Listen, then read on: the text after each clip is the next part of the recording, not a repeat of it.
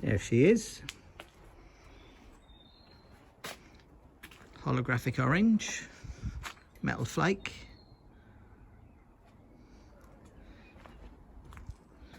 TF160. Ready to go for this season. Running in MG Car Club, in the Cup Series, and also in the MG Owners Club when time allows.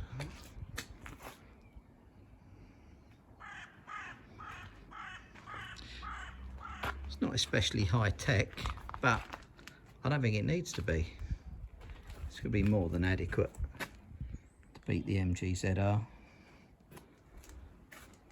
First thing they've got to do is actually get past me off the line, and that's not going to happen. Confident? Yeah, I am actually. Could be wrong, but no, I don't think so. This is the car that's going to do it. And if it doesn't, then I'll have to get someone fast in to drive it instead of me.